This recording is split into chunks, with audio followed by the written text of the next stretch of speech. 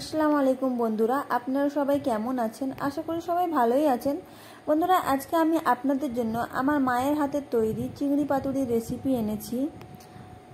যারা যারা আমার চ্যানেলে নতুন এসেছেন তারা লাইক, শেয়ার আর সাবস্ক্রাইব করে দেবেন।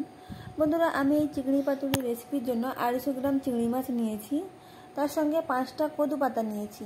আমরা যেটাকে কদু পাতা বলি, সেটা বাঙালিরা অনেকেই আছে তারা পানি কদুর পাতা বলে। তো পানি কদুর পাতা নিয়েছি আমি।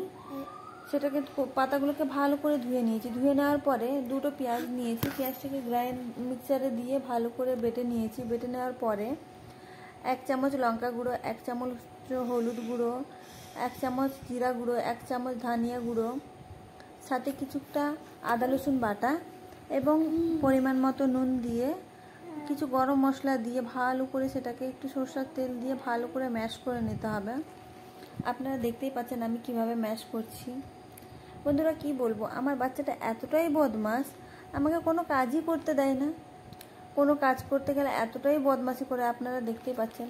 তা যাই হোক, রেসিপিতে আসি। আপনারা দেখতেই পাচ্ছেন বন্ধুরা আমি কিভাবে পাতাগুলো সাজাচ্ছি। ভালো করে ম্যাশ করে নেওয়ার পরে এইভাবে পাতাগুলোকে সাজিয়ে নিতে হবে, যাতে রসটা না বেরিয়ে যায়। পাতা যদি ঠিকঠাকভাবে না সাজানো হয় তাহলে পুরো ভাতেই রসটা বেরিয়ে যাবে। আমি যেই পদ্ধতিতে পাতাগুলো সাজিয়েছি সেই পদ্ধতিতেও আপনিও পাতাগুলো সাজিয়ে নেবেন। সাজানোর পরে ভালো করে একটা একটা পাতা ধরে ধরে মুড়তে হবে। না, মোড়াটার কাছেই মেন প্রবলেম। অনেকেই আছে যারা মুড়তে পারে না। এই যে মোড়াটা, এটাই আপনাকে ভালো করে করতে হবে। মোড়াটা করে ঠিকঠাকভাবে করে নিলে আপনার পাতাগুলো সেদ্ধও হবে ভালোভাবে এবং রসটাও বাইরে বেরোবে না।